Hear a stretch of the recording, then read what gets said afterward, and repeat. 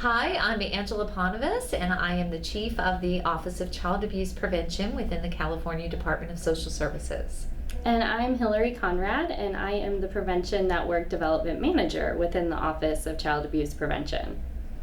Angela, in the last video, we talked about the concept of 3 levels of prevention. Yes. Primary, secondary, and tertiary. Yes. So I thought today we would dive into the primary level of prevention. Yes. And what does that look like in child welfare?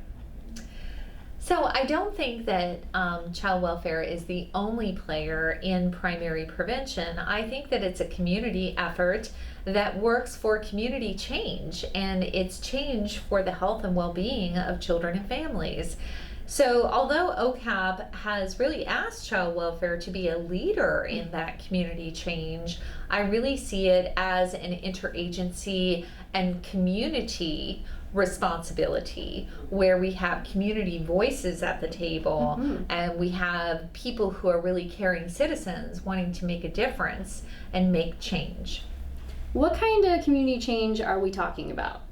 Well, if I were sitting down with my partner organizations and assessing my community, I would be looking at the social determinants of health. I would be looking at actually the OCAP data dashboards that indicate how my county or community is doing in comparison to a similar size county or in comparison to the state as a whole.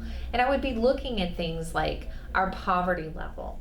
Do we want to reduce poverty? I would be looking at emergency room visits. Do we have high emergency room visits for overdoses? Do we need to reduce substance use in our community? I would be looking at systems. Do we need to become trauma informed in our systems? I would also be looking at education. You know, how are our children faring in terms of school readiness, in terms of high school graduation? So I would be looking at those components and thinking, are there areas in particular that we really need to improve upon as a community where we can collaboratively approach the issue and make it better? So Hillary, when I say that, I think about the fact that we are currently talking to a CCR community, and We are. I'm wondering, how do you see primary prevention intersecting with our CCR community? That's a great question. I would say, since CCR is very focused on creating a trauma-informed system, it's basically how we are engaging with each other, that we are considering if we are going to cause any trauma or we're going to re-traumatize others. And by creating that system, we just are approaching things in a different way. That system of care would definitely be considered a primary prevention strategy.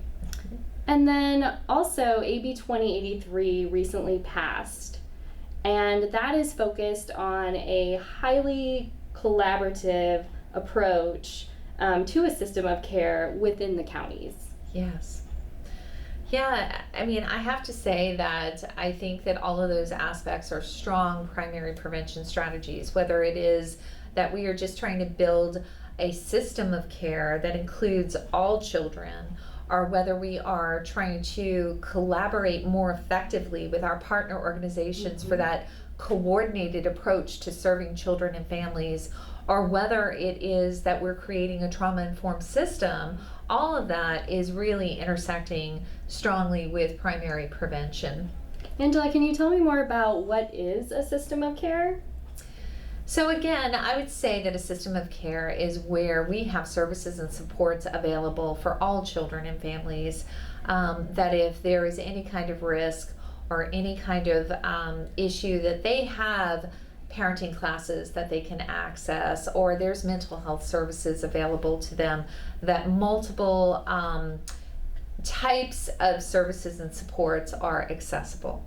So a system of care, again, I think it's a coordinated approach, but it's beyond foster care. It really needs to be a coordinated approach within the county at large. I completely agree with you. I'm wondering if maybe in this next video we should talk about how OCAP could expand on the current AB 2083 coordinated systems on the ground. And I think that that is a great suggestion, Hillary, because I know that a couple of counties have already come to us and said, you know, we're working on our MOU. Is there a way to include prevention in this?